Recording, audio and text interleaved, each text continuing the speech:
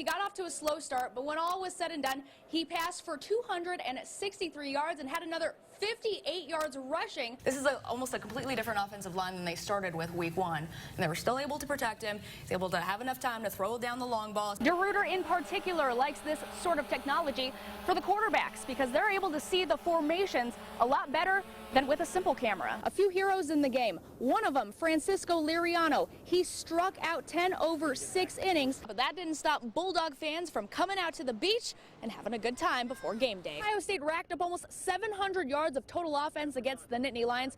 That's the most that Penn State has ever allowed. Spring is in the air, and tomorrow in State College, that air will smell a lot like sweat as Penn State kicks off the blue-white game. The team that wins this Nevada-Fresno State game on Saturday will be in the driver's seat to get to the Mountain West Championship game. Once again, we are here with San Joaquin Memorial, the winners of tonight's Carl's Jr.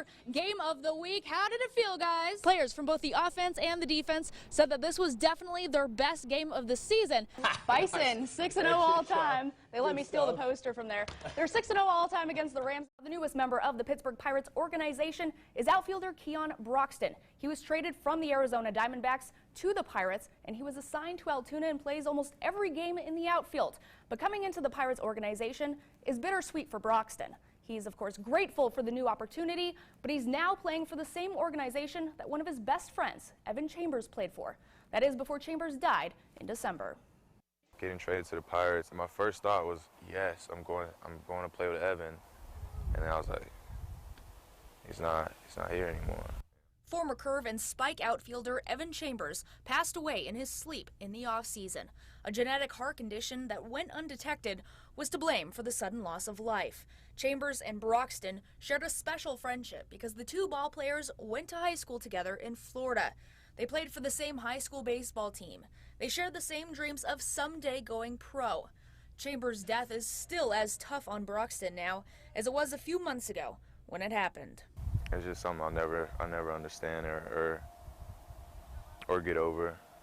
I battle with it constantly, you know, especially when I'm alone. I'll think, like, what if he was still alive? Like, we'd probably be playing on the same team right now, you know? And that's what we wanted. That's always what we wanted from high school on, just play on the same team and potentially make it to the big leagues together. So just for this to happen and me be here, I still feel like he's here with me right now. Left fielder Keon Broxton. That's why you'll see now when you go to a Curve game that every time Broxton comes up to the plate, he draws initials into the dirt. It's become a part of his routine. EC, Evan Chambers. Just to make sure that he knows that, you know, I know he should be here, and that I just hope he's there with me, going through the same thing I'm going through right now. So I know he would do anything to be right back where he was. Definitely. Broxton says that really just getting out there and playing baseball is really the only kind of therapy that he can go through. Wow, that's an emotional symbol. Cool. I didn't realize that when you watched that. Very interesting. Thanks, Thank you. Amy.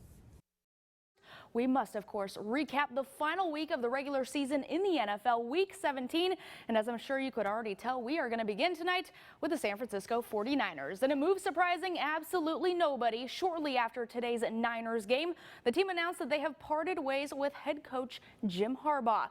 Harbaugh and the Niners have had a pretty tumultuous year, to say the least. It's been rumored that he would be canned or traded at the end of the season for many weeks now. According to CSN Bay Area and Fox Sports, he will be announced as the new Michigan head football coach coming up on Tuesday. That's his alma mater, of course. Harbaugh went 44-19-1 and led the team to 3 NFC title games and a Super Bowl during his 4 years as the Niners head coach. Here's what Harbaugh had to say about his time in San Francisco after today's game.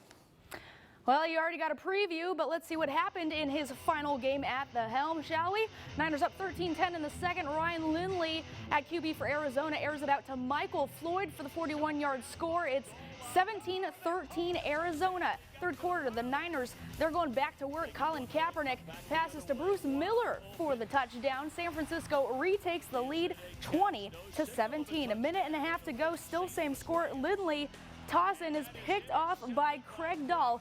So guess what? Jim Harbaugh wins his final game with the Niners 20-17. As for the other meaningful NFC games today, the Packers and the Lions fighting for the division title. Loser gets the wild card.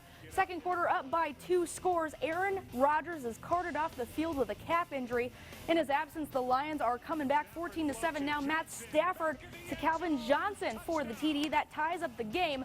Luckily for Green Bay, Rodgers did return. He tosses it to Randall Cobb up the middle, and he is in to take the lead. The Pack hold on to win the NFC North 30-20. Now, 2 pretty craptacular teams fighting it out for the NFC South title. Panthers at the Falcons.